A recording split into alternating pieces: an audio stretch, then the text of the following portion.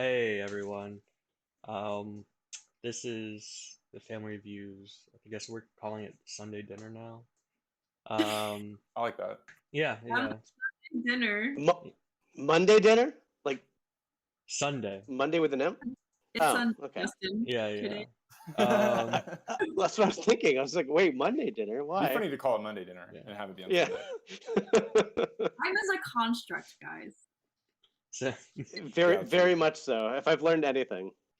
yeah. So today, we have usually we have five people, but we have four. So we're just gonna be doing three songs, and I'll just start with introductions. And I'm Andre. I've been kind of with the family review since the beginning. Um, kind of, kind of like the producer tech guy, behind the scenes. And that's it. So I'm gonna popcorn it over to Justin. Hmm. Okay, thank you. Um, yeah, I'm Justin. I've been writing for Family Reviews for the past few months, focusing mostly on reviews, interviews, and the like. So, yeah, with that, I'll popcorn over to Jen. Hello, I am Jen. I like drinking my margaritas out of straws. Um, I've been with Family Reviews for the past couple of months now, and it's been pretty rad. I'm a musician based in New York. I primarily do a lot of violin work in the area, so um, for me, this is really cool to just start connecting with local artists this way as well, and then just to like listen to what our really rich scene has to provide for us all, and to get to know these derpy, cool ass folks. Riley, I mean Yeah. Popcorn Riley. Yeah. All right. Thanks, Jen. So I'm Riley, and I've written for Family Reviews for a few months as a way to take a hobby in terms of writing about music and get a little more serious about it. So that's been cool, and I mostly focus on interviews and features on artists. So that's been great. Yeah, I think that's pretty much it. So we can roll right into it. Yeah, and so first we're gonna be talking about Jen's pick, uh, track "Serpentine" by K. I'm saying it right. Yes, that is correct. K is pretty much the short for Charlene K, her first name. Um, which I'm so excited. I just did an interview with her, and so it's coming out in like a couple of weeks. Oh, sweet. Yeah, she is super rad. We had like a huge talk, especially because she's also an API. We just talked a lot about like just like different situations and stuff. So I mean, it's like just to put that out there, like the interview coming out is going to be super important, super relevant, and she's also really cool. We talked about Hogwarts sorting houses. Um, anyway, but Conscious Control. So Conscious Control came out um, earlier in like late 2020, and as a whole, the whole album itself is pretty much crafted on the self identity and just being uncompromising to your own identity and your transformation through life, which is a huge theme this past year, right? um I am a huge fucking sucker. I mean, as I said, I'm a violinist, so like I'm a really big sucker for amazing string arrangements, and the string arrangements did not disappoint. I'm also a huge sucker for like melancholic emotional releases that's very just like slow and really has you kind of meditate on it. So for me, like the spaced out lyricism, the meditation, tension going in contrast to just the rest of her album, which is so cutting because God knows, like, she has such a strong voice. Um, and to hear her really like just take a big turn in the album, and then just to produce such a track like this for someone like me, where it's just like a ballad, it's just absolutely beautiful, and it's just something I just really wanted to share with you guys. Yeah. I was not familiar with her, so I did the first thing I do when I find a new artist, which is read their Spotify bio, which is such like a weird like roll of the dice, I feel like, because a lot of artists don't have Spotify bios. A lot of artists have like one line Spotify bios. I thought hers was cool. It's definitely written to connect with this release from Conscious Control. So I think it was like a lot about the themes within the album and stuff. And she's quoted within that section of writing as talking about that this release was a lot about the nature of like being intertwined with someone in a relationship and kind of like refusing a lot of the conventional aspects of like it being a person in a relationship being expected to give constantly, and how that can like take away a lot from a person, which I think giving background to just this track alone, and I'm sure like a lot of the rest of the project, was really interesting. So yeah, curious if that resonated with you particularly, Jen, or if that was any part of what your conversation with her was about. Oh yeah, I think like so like this album I honestly listened to back in 2020, and then I was like, this was great, and I actually like, so if you guys don't know San Fermin, she was the lead vocalist in San Fermin, and that's where I first learned about her. And so I followed her because, you know, I was just like, oh my God, there's another Asian woman out there who's trying to make it solo. And then to have her come out with this album like this was just like, oh my God, she is literally like telling everybody, fuck you with this album in a lot of ways. And then I didn't really revisit it again until really recently with just all the recent incidents. Like it was almost this album, in my opinion, is just slated to be timeless because of all the different journeys that she is so open to sharing with us. And that's what I got from her interview as well, is that she was so open to sharing these experiences, and especially when she shares all these different kinds of themes about like how she transforms and discovers herself, and how she is you know, just really just venturing forth. Like I mean, I would say, Riley, like, I don't know, I'm trailing from your question, but I definitely like got a lot of those vibes. And like for me, it's definitely like the feeling really related to it, because I feel like there's just a lot of like you know, there's a lot of self-doubt, and to have somebody put out something like this that is going to pretty much shatter the thickest of glass ceilings is really really very much needed. And on that follow-up, I really recommend just watching some of her behind the stage scenes like that she does like on YouTube and stuff. Like she's definitely done some like mini documentaries on like on how she made this album and her thought processes going into it and things like that. Did I answer your question? I'm so sorry. Yeah, no, I mean, just sort of an open-ended question. That's cool. Did she just kind of like self-release some of this like behind the scenes material on the process of making the album? Yeah, it's super dope. And like I think she collaborate. I thought like, and I brought this up in the interview too. She collaborated with her sister a lot, who's a videographer. So there's a lot of like very familial DIY kind of vibe to it as well. But yeah, she's like a complete veteran, it seems like, in like the New York City scene. She just has so much to bring. And I just thought, like, I mean, Serpentine is my favorite because my melancholic ass like just lives for it. But like I mean, but like the entire album as a whole just like really just shows like the wealth of wisdom like an artist can really have from just like their experiences, especially as an unrepresented voice. Mm-hmm. Yeah. Did she talk about her experience in the, I'm also quoting from the Spotify bio, this Guns N' Roses cover band where she took the role of Slash? Oh no. I really I know. I didn't leave that as a question. No. I really, you know what? That's a good follow-up. We'll see. Yeah, that's a fun tidbit. I think I know that's really freaking hilarious. And I mean, I can't really hear much in the album, so I can't say, but we'll see. I don't know. Yeah. I wouldn't have known that particular tidbit from the song itself, which it kind of makes me want to dig a little deeper.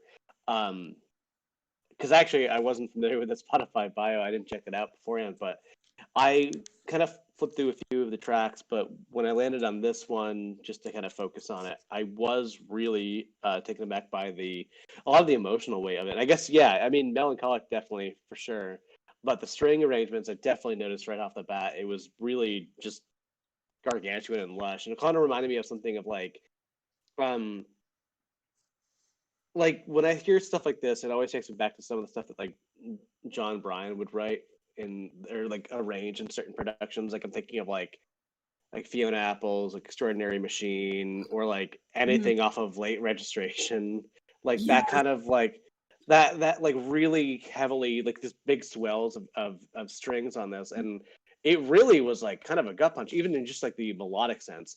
The one thing that I was kind of like it kind of just bugged me was the fact that like the vocal mix was just in a way that was like I was listening in trying to hear everything I could possibly hear because it like you could tell everything in the lyrics were like very poetic. There were certain lines that would just pop out, but I kept having to go back and like try to like focus and listening because there's parts of the string section that would almost kind of like overtake the vocals, and I was the one thing I was just like I want to hear what she's saying, and I was looking up trying to find like the lyrics and kind of compare it with it, but that was just the one thing I was just kind of like, I want to hear more of that. Yeah. Yeah. Her voice, I don't know if it was an intention either too, because like I feel like I don't know if it's because her voice is in the same range as the strings, or if Okay. or like I mean like because that's typically what happens in a mixing process. I think is like I mean you can pan as well as you like, but like if your sounds are generally in the same range, they're going to kind of melt together.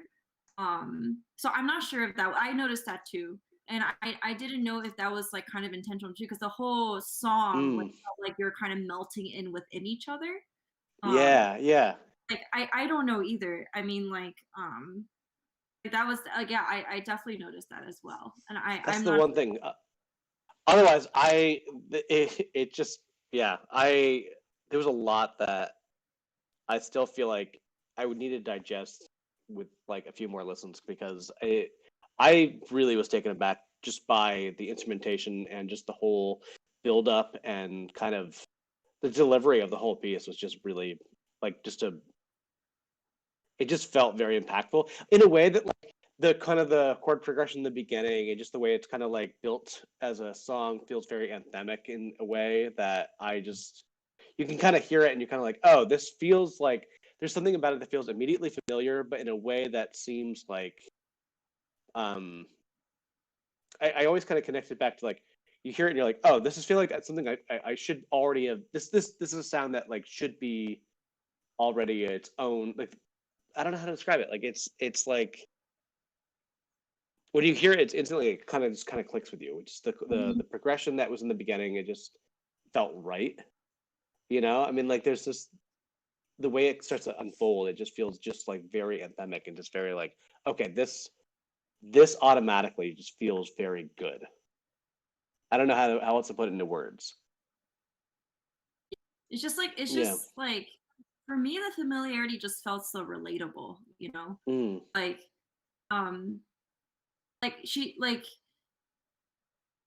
all I like yeah, analyzing like the track itself, there wasn't anything that was particularly common nor Hmm. um really like so out of the way that you know like that you would kind of that you're just like oh my god like I wouldn't have thought of that too, but Hmm. it was also but also just like everybody has felt this way before, I guess, like you know post breakup and things like that when you're finally Yep. starting to kind of find um that peace yet also trying to question or kind of coming to terms with whether you did enough or just like whether you're the one who lost, like we've all been there. And like in the end I thought what was so like brilliant about this track was that this could have been like something really like um sharp and cathartic where like you're just fucking thrashing and just being like I could have Hmm. I'm a piece of shit, but like in the end all of us who've gone through a breakup, it's the nights where you're just sitting in bed and there's just a quiet and no one is awake and then it's just you and the sound of like that classical piece that's all about silence and hearing like the noises in like the 4 minutes or something. Like it's Hmm. between you and that for like those few minutes, and like and that's like what I think that she really portrayed. And like when you think back on it, you're like, yeah, actually when I'm reflecting on that, on those times of my breakups, and when I'm thinking back on like whether I was enough, or whether like, or why I had to be the one to leave, or all these different questions that obviously you can't answer except to just like accept that things are the way they were. Like it's Yeah. all quiet as opposed to um like fucking like I'm gonna smash a table. No, that's a really good way of putting it. I definitely can relate exactly to that kind of perspective. It's very like, yeah, it's pensive, it's very solitary, it's very quiet. Um, no, I that definitely gives me more to kind of chew on for sure. That's yeah, I like the way you put that for sure. Yeah. Yeah, I like that it cuts against the grain in terms of being a quote unquote breakup song. Like that might Hmm. even be a little reductive in a way, because I think like she's obviously a massive talent. Um, and just in the construction of this song, it's like it's very ornate and very beautiful. And like I was a huge, the arrangements, the string arrangements, like you said, Jen, are like one of the coolest aspects of it, I think. Um, but yeah, I think that's like a way of like claiming your power in your artistry, especially since the message of the song is a lot about like like really just building yourself up. So creating something that's ornate and beautiful, but still filled with raw emotion, I think was a cool way of like holding that idea. Yeah. Okay. So that was a great discussion. Yeah. Yeah, sorry. I mean, Thanks, Andre. yeah, sorry, I can't really add Keep it too as much. true. But Yeah. we gotta switch to Justin's pick. Hump the Beach by Cowbells. It's a really good one. Yeah, a little bit of a 180, but so this song came out as a single in late 2020. But I picked it because of the fact that so Cowbells, which is um, the solo effort that morphed into a full band from Kalia Traver, who was with Rebel Bucket. So they're kind of like I think this is be their second full length LP, and just came out this Friday. So I wanted to pick this track just because I feel like it kind of branches out and kind of encapsulates all the different sounds and kind of moods of the rest of the album. It's kind of irreverent, but also being very reverent at the same time. The song itself is kind of uh, in a way, an environmentalist kind of love letter. It's dedicated to just like the nurturing aspect of just like the earth and just basically like the moments where you're kind of just kind of hit with the vast nature of the kind of the nurturing aspects of being like I think they described it. They used a little blurb that they put in this um like swimming in a body of water naked to your fingernails is I think how they described it. And it's funny because the language that they use in the song is very tongue in cheek, and the music itself is very kind of coy and like bouncy art poppy synth poppy kind of flavor to it. And I think it packs a lot of like punch in its message in a way that feels very kind of almost cartoonish. So I just thought it'd be an interesting pick to kind of throw out there and see what folks thought of it. And I'm hearing an echo in my head now. There's should I turn down my volume? No, I think you're fine. I didn't hear any Okay. echo. Yeah. Okay. Anyways, yeah, that's basically my take on it. I didn't know if anyone had any thoughts. I thought it was a really fun track. Um, I took some time to like look into the lyrics, and I have them up because it was so extensive. And it was everything that I thought of, really, like just this whole like kind of carefree, trying to just like be one with the earth. I mean, like they went. I mean, I took like a brief listen to like a few tracks on their entire album of Max Heart, and and I mean, not even like talking about this track itself, but even like this track like really portrays like the epitome of how fluid they're with genre, not gender, but maybe they're gender fluid, but with their genre, like they were so fluid with it, and they kind of just like really transcend all of these with such ease. And that was definitely something that really stood out to me. They just made us everything just sound so freaking easy. I mean, like the earth thing was just so interesting too. Like just like their like pro environmentalism kind of vibe. Like I like that it's a very positive message. Sometimes when I hear like some environmental related songs, it's very how do I say it? Like it's very resistance based, like we have to act now kind of vibes. And theirs is just living for it. And like in that way, I thought that was very intelligent in the way that they do that, just because like they really found ways to really make me get sucked into, um because like when you feel one with the earth, like, and for me personally, it might not be the beach in their cases, or like the ocean and stuff like that. But for me personally, it's like going into the mountains and like hiking, things like that. Which is not like like the beachy vibe, like the indie surfing vibe, um but like their lyricism is so transferable in that way, personally. And it just makes you feel really good about it. And there should be more of this out there. Yeah, yeah, I agree. I really found it was a fun track. I think that like the genre slash just like tagline of like psychedelic synth pop I kind of roll my eyes on it, roll my eyes at it in reaction. Yes. Yeah, but I think this does embody like a genuine element of that, because it's like really idiosyncratic and just not a standard listen, I guess. Like there's a lot of synth pop out there. There's a lot of music that would call itself like psychedelic synth pop. But I think like being idiosyncratic both in its sounds and then like the ideas, like the album is just like really a very interesting just like terrain of like different styles, different riffs on ideas and that kind of Yeah. thing. I think like talking about environmentalism and talking about climate change is just, I mean, it's become much more of a theme in music, I think, in popular and in independent music in a lot of ways. And I think that will continue. And I think it will be interesting to see the different angles that people take on it. So I thought that was interesting that you brought that up, Jen. Like recent examples would be like the Weather Station, who wrote an album that was like, basically like a doomsday epic. Yeah.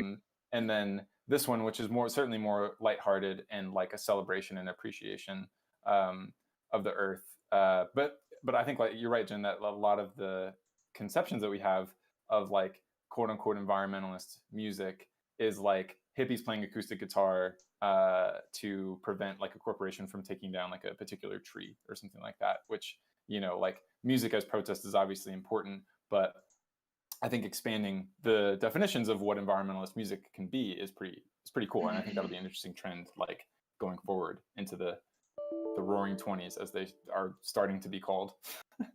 Also, like, oh my god, the fucking roaring 20s. Yeah, people are way too horny for the rest of this decade already. Honest, dude. Like, and also, oh, and that, I mean, speaking of that, literally, like, I humped the beach. Hey. Like, I remember listening to that and just be like, oh yeah, I humped the beach. and then I like looked at the lyrics just to like read more about other things.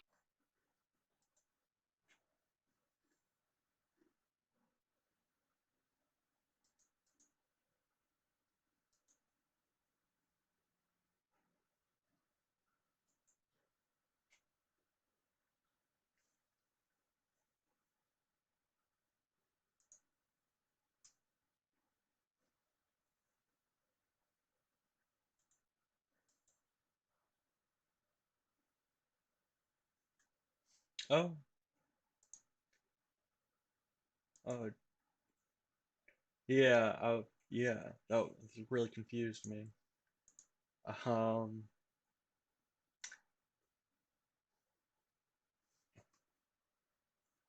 yeah. I guess in the meantime, anyone else have? What do you think, Andre? Um, I'm not gonna. I only listened to this song once, because I did not know that this Excel sheet even existed. So I found out about these songs. I'm putting on.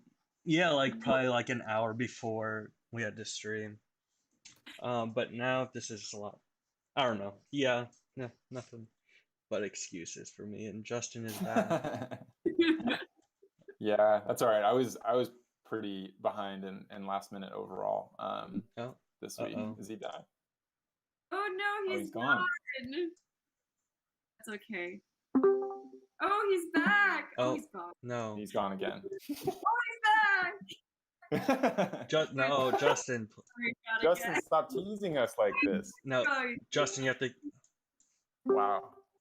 you have to Justin, stay in stop here, Justin. Don't leave. playing with our feelings right now, Justin. Stay with us, Justin. Stay with us. Stop Okay. leading us on. You're Oh. either in or you're out. Can you hear me? Yeah, can you turn on your video?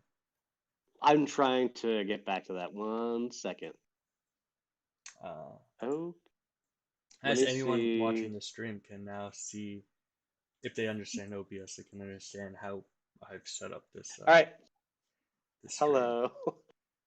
So yeah, Justin, He's back. we were just trying to So figure out yeah, your take okay. on what you So were saying. where was the last thing that happened? I was asking you if you had followed Kamia from Rebel Bucket to this project, or if this came as more of a surprise to you, just like your history with this artist. Yeah, no. So I've been following them for, I don't know, maybe 6 years or so. And the first album, I think, is definitely a departure because a lot of it is very personal. Her debut album kind of covers, well, maybe not explicitly, but she was going through, I think, like cancer treatment. So it was kind of like this very like existential kind of album. Her debut, 10 Flowers, and this one definitely feels a little bit more lighthearted in comparison to some degree. It's I would say it's maybe a little bit pop forward. It's got I don't know who produced this album. I do know that a local to me artist had produced or helped produce her debut. So there are some sonic differences, but I think that this one itself does feel a little bit more um, sprightly and I guess kind of upbeat in comparison.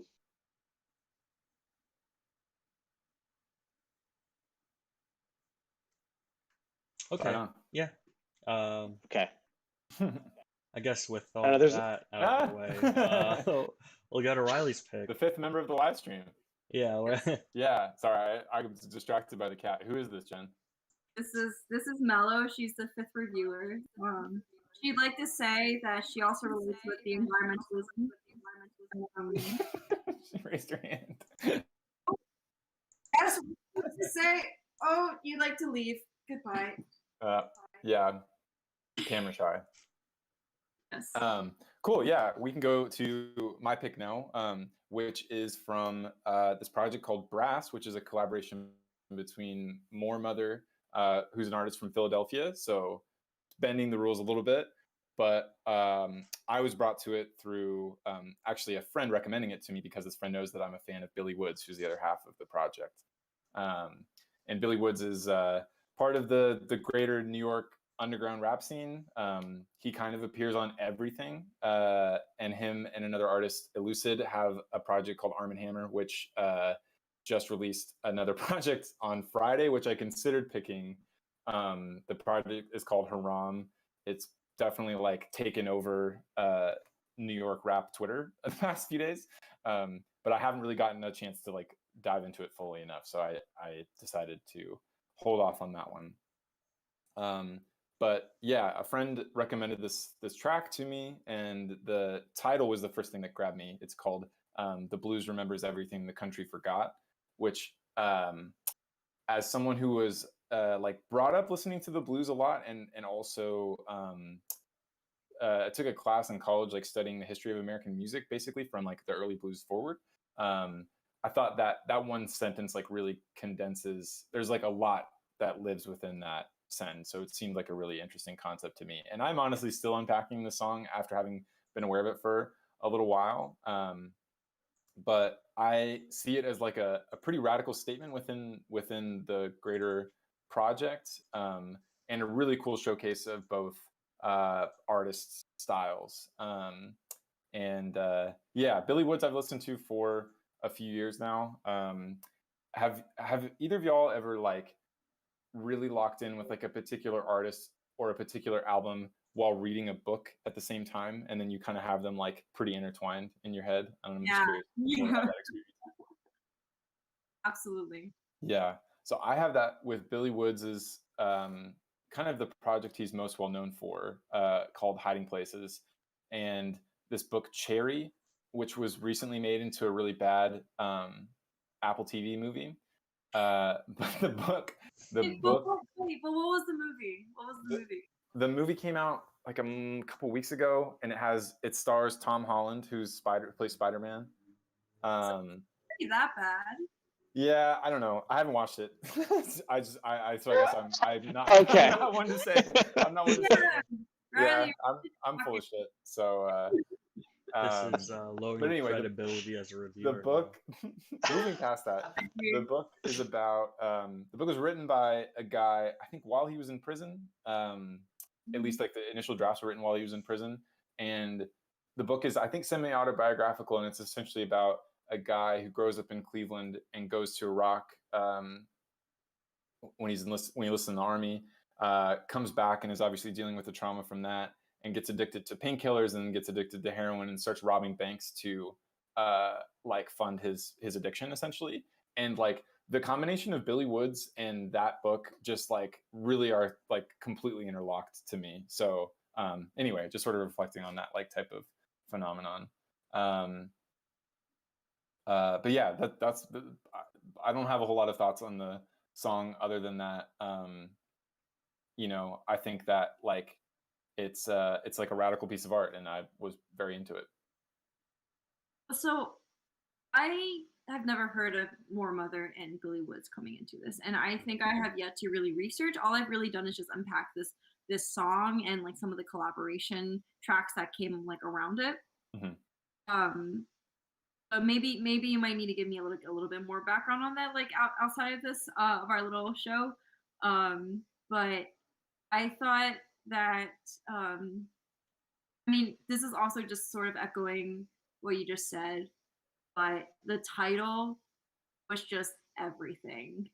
I just freaking read it when you submitted this, like saying like this is the song that I want to share, Mm-hmm. and I was just like, holy fuck.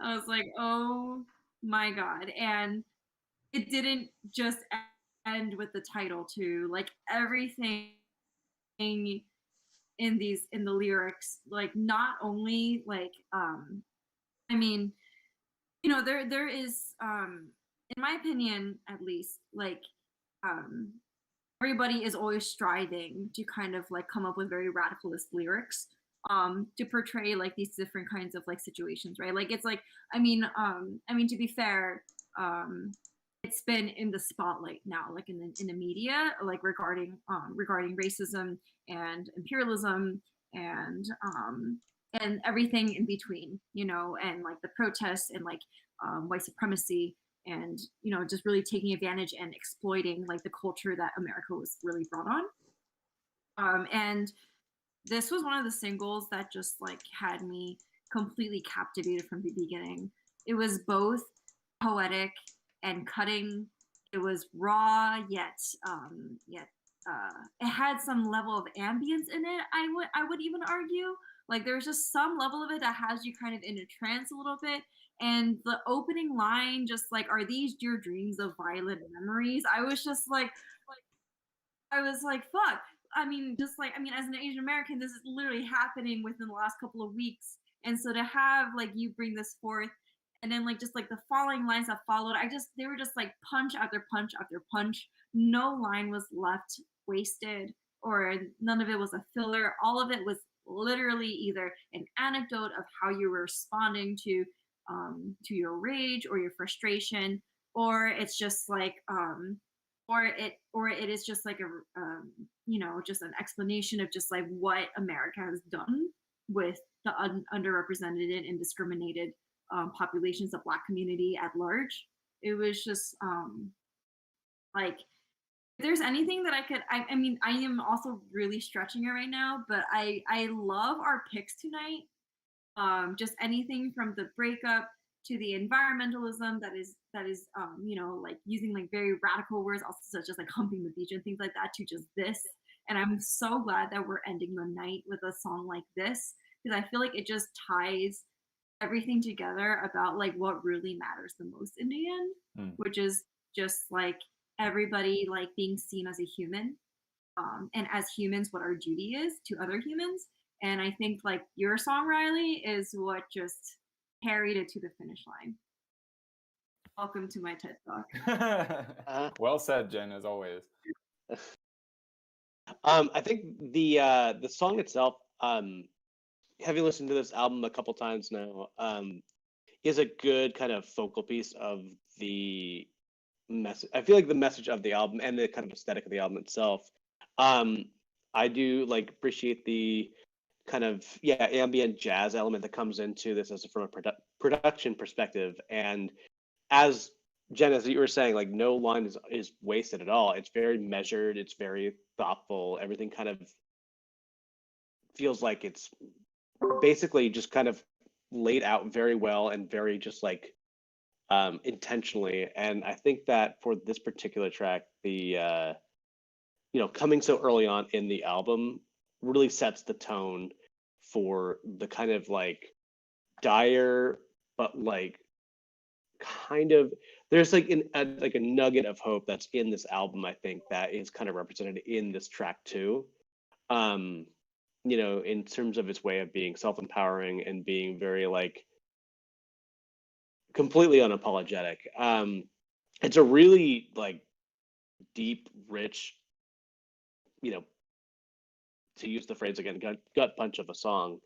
And I think just like the theatrics of just someone like More Mother coming in and bringing a really kind of intense personability to this track is just something that is, I don't know. I remember listening to this album quite a bit when it first came out, and it just was a lot to try to digest all at once. But I think they're both like really like More Mother and Billy Woods are both very like cerebral, I guess if you want to use a word, kind of artists that are really dense lyrically, and just like this collaboration, I think it is in its own way one of those things that's just like, we were talking about this I think a couple other episodes ago, where you hear it and you're like, that makes so much sense, but I would have never imagined these two to actually come together to put this into play. And Can you guys I think Brass itself is so good. Could you guys give me What's some that? background? Could you guys give me some background on More Mother and Billy Woods, maybe? Like, just because I'm not completely familiar with them, I just know them from this project. Mm-hmm. Yeah, I am, I guess, more familiar with Billy Woods, having listened to his stuff a little bit longer, like for a little bit going further back. Yeah, I mean, he's just a very lyrically focused, like underground New York hip hop artist.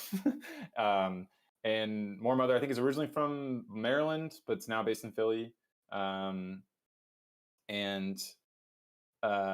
Yeah, I think she's been compared to, like, I saw something where it's just like always a little bit danger in like these type of comparisons, but someone compared her to like if No Name joined Death Grips. So yeah. I guess I can kind of see that. Yeah, I don't know if it's entirely accurate. I think that's also like a little bit reductive in a way to either party, to any of those parties. But yeah, just I mean, she definitely. What's that?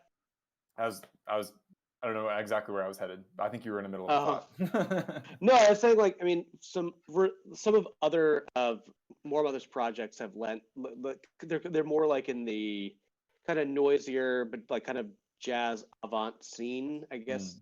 Like she's been involved with a few other like one other project from 2020 that I was big into was oh wow, I'm going to be blanking on the name, but it was kind of an experimental jazz group that put out an album probably I think in the middle of the year. But she had a lot of spoken word stuff for that particular album, and so basically, it's this kind of I feel like she kind of occupies a space of experimental noise, jazz, and kind of um, I guess it's the best way to put it. Whereas like yeah, Billy Woods is very much like in that gritty, very thoughtful, very like storybook kind of approach to hip hop. Every like all of his albums feel very um diaristic in some way. There's a lot of storytelling that's involved. It just pulls you in. I think we were talking about Hiding Places in particular. That album is so vivid. You can imagine every single track as it's being played out as he's telling it. And Armand Hammer, as you're saying, with like his other collaborative project, is in that same vein. Very, it feels like kind of a throwback. The production styles on that are very rooted in like 90s kind of boom bap and kind of that aspect of and like jazz rap and stuff like that. So both artists have an appreciation in my from what I've seen for like a lot of older styles but kind of repackaged in a very modern contemporary way. And so their collaboration is what I was saying is it's genius in its own way because I would have never imagined it, but the fact that they came together for this album, I think, is actually a really good pick. Both of them work really well together. Yeah. I think back to speaking about the track itself. I think it's kind of roughly sewn together, you know, where it's like there's the intro verse from the artist who's featured on it. It's like Wolf Weston or something like that. Yeah. Who I don't know either. I looked up if they have any other credits on Spotify, which it doesn't look like they don't. Wolf Weston, and then it's like more Motherverse and then Billy Woods verse, and they're pretty different. Like I think there's like a pretty interesting divide in the track, but overall there's like a real like sense of eeriness, which I thought was interesting because I get the same sort of feeling from um, a lot of early blues tracks, like Robert Johnson, and part of that is like Yeah. just the like the quality of the recording was so rough that like you can't help but get like a kind of eerie, spooky feeling from it because we're listening to it as contemporary people, and like it had, you know, it was maybe contemporary at the time, but now it just sounds like, you know, so otherworldly in how it was recorded. But I got that feeling and that sense from the song. I really wonder if it was intentional. I think like considering just the prowess of these two artists, it probably was. I think they were trying to capture this sense of like the blues, given the name of the track and like the themes within it. And I love the repetition of that line in each of the verses because it is such a powerful line. It really contains so much. And yeah, it's like it's really just the vessel that the whole song lives inside of, is this idea of the blues as a way of you know, the blues is a way of like cataloging experiences, and we think of the blues as like being about pain and hardship, which obviously it is. That was like it evolved from spirituals, and that was a response to hardship, and so the blues has always been a response to hardship, and that just is part of this entire history of Black American music, which is, you know, a response to struggle, but also like a way of forging identity within a country that has constantly tried to squash that identity and dissolve it. So yeah, powerful song. Or rather, like take like the strong characteristics of your identity and then kind of just suppress everything else about it too. Yes, Yeah, appropriate your identity to for its own purposes, for its own agenda.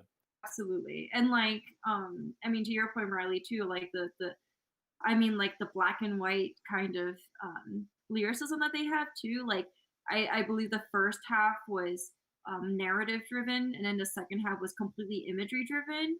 You know, just like from like the lynchings, the bloodstains, in the second half, and then the first one is just like how I'm trying to think. I have the lyrics up here. Yeah, now I'll be dragging if I try and set my feet past. You know, like a lot of like these kinds of like telling the story, whereas the second half was like telling the story in like complete. This is what it looked like. You know. Yeah. It was so. This was a great choice. So. Thanks. I'm glad I didn't choose something off the Lana album then, because that was my other option. But I thought Justin, you I enjoyed your post sort of giving an initial breakdown of chemtrails. Oh, it helps. Yeah. Yeah. Mm-hmm. Well, I mean, Cool. That's it for me. I think that's a good stopping point. Yeah.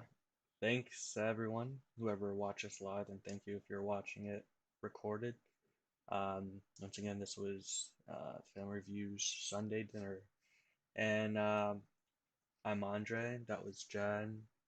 This is Justin, and that's Riley over there. So sorry for the in the middle of the technical difficulties, but I think it worked out well. So thank you.